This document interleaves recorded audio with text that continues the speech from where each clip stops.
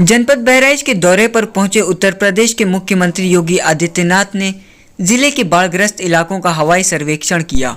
मोतीपुर में बने हवाई पट्टी पर उतरने के बाद मुख्यमंत्री ने बाढ़ पीड़ितों को राहत सामग्री वितरित किया।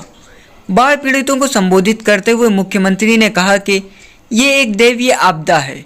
बाढ़ पीड़ितों की मदद के लिए हर संभव प्रयास किए जा रहे हैं। मुख्यमंत्री ने प्रशासनिक अधिकारियों सहित जनप्रतिनिधियों को निर्देशित किया कि राहत कार्य में तेजी लाएं।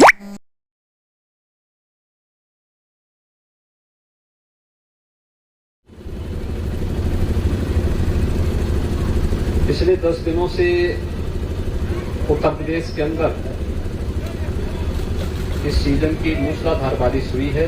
अतिवृष्टि के कारण लगभग 15 जनपद बाढ़ से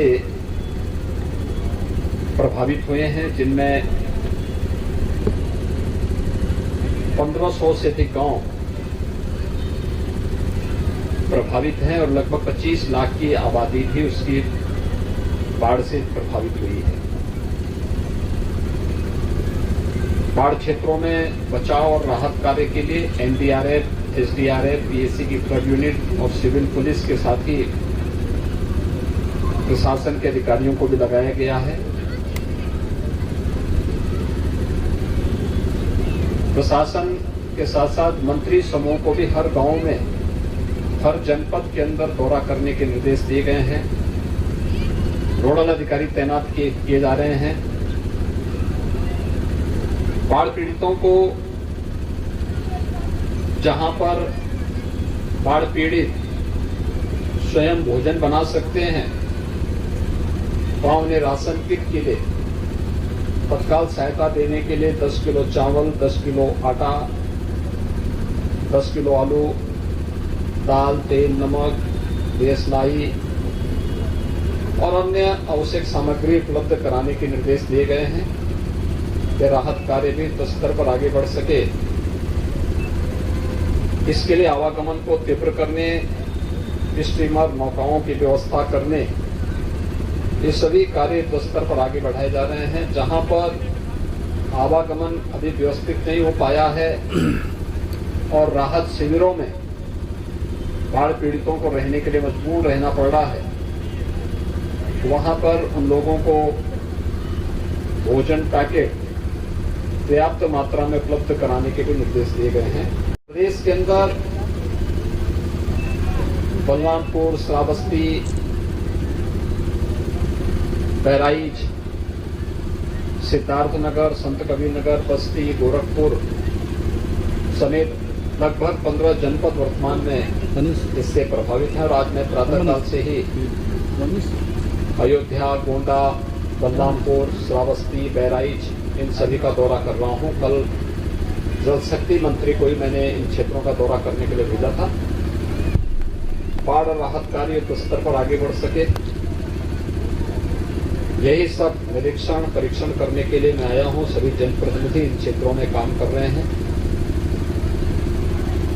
पहले से स्पष्ट निर्देश दिए गए हैं कि कहीं जनहानि होती है तो जनहानि पर तत्काल प्रभावित परिवार को 4 लाख रुपए की सहायता, बाढ़ अथवा किसी आपदा में अंग भंग होने पर भी अन्य सहायता तत्काल उन्हें उपलब्ध करवानी। जिनके आवास पूरी तरह नदी में विलीन हो गए हैं, बाढ़ की चपेट में आ गए हैं, उन्हें मुख्यमंत्री आवास योजना में एक आवास उपलब्ध करवाने। जिनके आवास आंशिक क्षतिग्रस्त हुए हैं, उन्हें भी आर्थिक सहायता उपलब्ध करवाने के निर्देश दिए गए हैं। हम लोगों ने पहले ही हर जनपद को निर्देश जारी किए हैं कि जहां पे सूखा से, बाढ़ से फसल को नुकसान हुआ है, उसका आकलन करके अविलंब अपनी रिपोर्ट दें, जिससे आर्थिक सहायता सभी पीड़ित परिवारों को उपलब्ध करवाई जा सके। इस बार सूखा से भी और बाढ़ से भी भारी पैमाने पर अन्नदाता किसानों को नुकसान हुआ है और सरकार उनके साथ में पीड़ा के समय में है। अपनी इसी पीड़ा को उनकी संवेदना के साथ जोड़ने के लिए आज मैं यहाँ पर स्वयं आया हूँ। राहत कार्य को तेज करने के लिए प्रशासन को निर्देश दिए जा रहे हैं। सभी जनप्रतिनिधि भी राहत और बचाव कार्य के साथ पहली प्राथमिकता रखें कि हर परिवार तक सूखा राहत भी उपलब्ध हो जाए, जिसमें आटा है, चावल है, दाल, तेल, नमक, मिर्च मसाले, कंबल, प्लास्टिक या फिर आलू है, लाई चना है, ये सभी चीज उपलब्ध करवाने के निर्देश दिए गए हैं, जिससे कहीं भी कोई ऐसी स्थिति न हो। पशुओं के लिए चारा के साथ ही इस समय सांप के काटने और कुत्तों के काटने या जंगली जानवरों के भी हमले की शिकायतें आती हैं।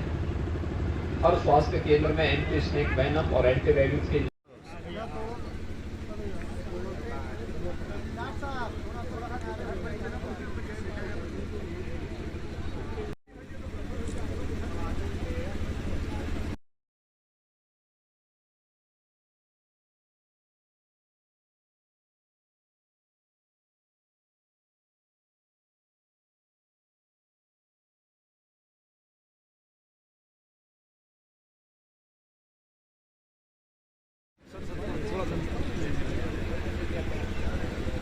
YouTube